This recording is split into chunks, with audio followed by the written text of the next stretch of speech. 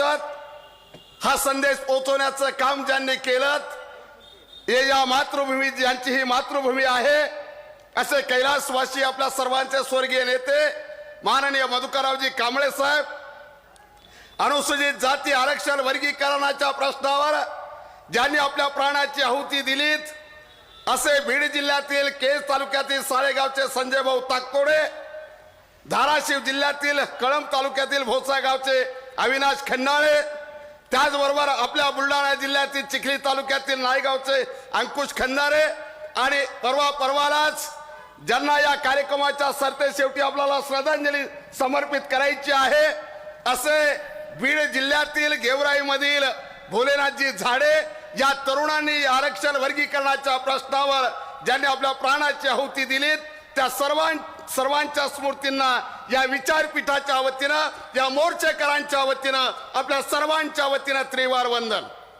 आजच्या अत्यंत भव्य दिव्य आणि सुंदर मोर्चाच्या संचलनानंतर मेहकर शहरातील प्रमुख मार्गावरून या ठिकाणी आल्याच्या नंतर जी सभा होते संबोधन होत्या त्या संबोधन सभेचे सन्माननीय अध्यक्ष आपण जो वर्गीकरणाचा लढा विजयाकडे घेऊन जातोय त्यांच्या नावातच विजय आहे असे आदरणीय विजयजी अंबोरे साहेब, आपला भूषण असणारे माननीय माजी आमदार नामदेवरावजी ससाने साहेब, आपले युवा नेते माननीय परिमलदादा कांबळेजी, आपले ज्येष्ठ नेते आदरणीय संतारामजी तायडे साहेब या कार्यक्रमाच्या आणि मोर्चाच्या अनुषंगाने ज्यांनी अत्यंत महत्त्वाची मेहनत घेतली असे सन्माननीय या विभागाचे आणि राज्यातील आमच्या चळवळीतील नेते आदरणीय साहेबरावजी, आदरणीय सुरेशरावजी मानवतकर साहेब आणि त्यांच्या बरोबरच या कार्यक्रमाचं ड्रायव्हिंग जे करतायत, संचालन जे करतायत आणि कार्यक्रमाच्या आयोजकामध्ये मुख्य भूमिका ज्यांनी निभावलीत असे समाधानजी साठेजी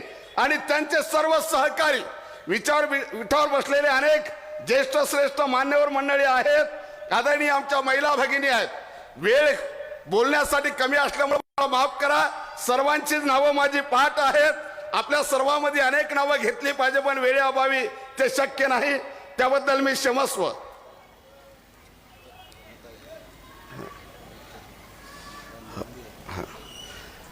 त्याबद्दल क्षमस्व। खरं तर आज आपण मोर्चाच्या माध्यमातून जी मागणी करतो आहे महाराष्ट्रभर शासन दरबारी मागणी करतो आहे। अनेक भाषणातनं अनेक वक्त्याच्या माध्यमातून आणि यापूर्वी सुद्धा येथे सुद्धा सांगण्यात आलं।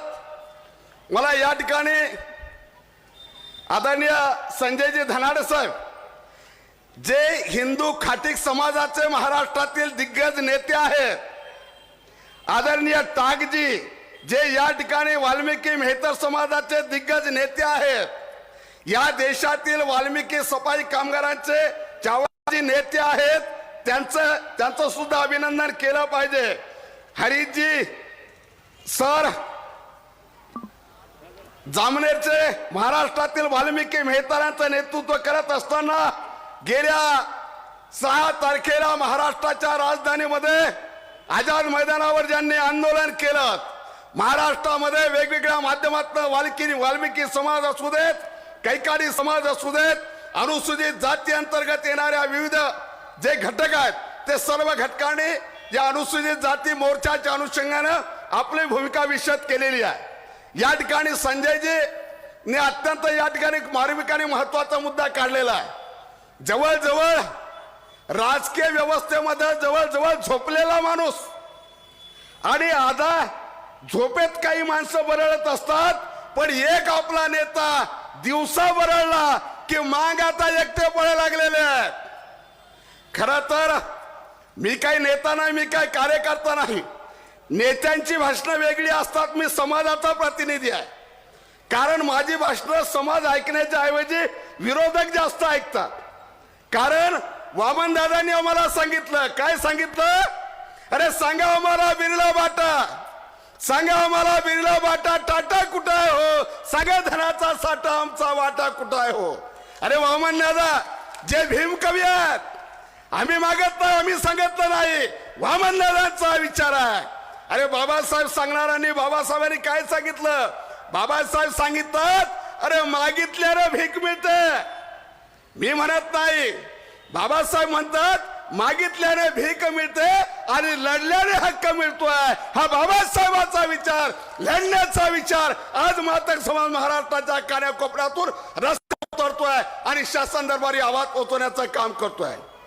आदरणीय ससाने सर, आज महाराष्ट्राच्या चळवळीमध्ये खऱ्या अर्थानं अनेक वेळा जेव्हा आंबोरे साहेब आम्ही बाहेर फिरतोय तेव्हा ज्या पद्धतीनं पश्चिम महाराष्ट्र असू देत, मराठवाडा असू देत, ज्या पद्धतीनं संख्येनं मोर्चे होतात त्या तुलनेत आपली मोर्चे संख्येनं कमी होतात.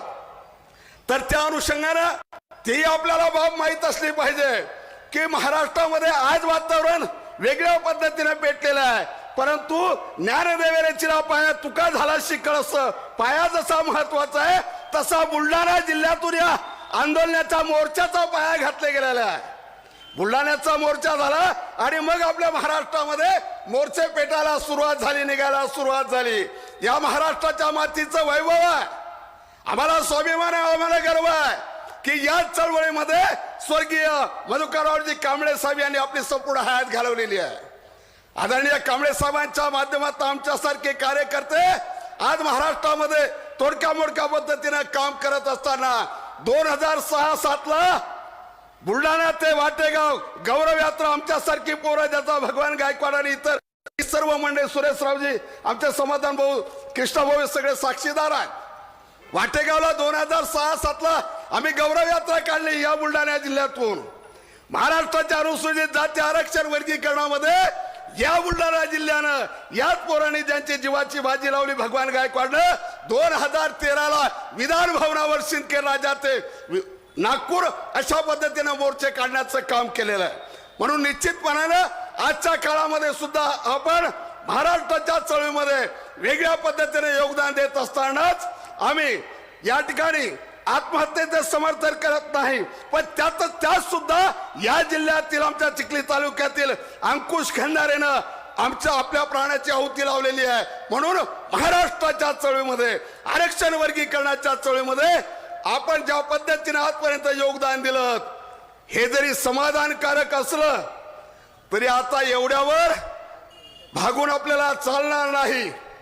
येणाऱ्या सप्टेंबर महिन्याच्या 29 तारखेला आपण सागर पाहिलेला आहे, समुद्र पाहिलेला आहे, परंतु पिवळा जनसागर जसा माझ्या माय मावल्याने या ठिकाणी ओथंबून हे मैदान भरलेलं आहे तशा पद्धतीनं येणाऱ्या 29 सप्टेंबरला महाराष्ट्राची राजधानी बंद करण्यासाठी आपल्याला मोर्चा सरकारनं आमच्या विरोधकांनी एक दिवसाचे काही तासाचे पाहिलेले आहेत. मागाचा ऐतिहासिक मोर्चा राहणार आहे. वाकडी गोदड्या अंगावर घेऊन जायचंय, 4 दिवस पुरतील एवढ्या भाकरी घेऊन जायचंय. आरक्षण वर्गीकरण जोपर्यंत देत नाही तोपर्यंत घरी यायचं नाही. ही खुरगाट घेऊन आपल्याला मला विनंती करायची आहे, इतर सगळे लोक येतील, राज्यातून येतील, आपल्यामधून कोण कोण येणार आहेत एकदा हात वर करा. शाबास.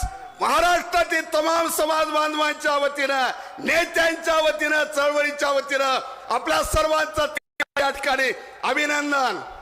माझ्या बांधवांनो, आपल्याला खरंच मला काही गोष्टीची उत्तरं सुद्धा दिली पाहिजे.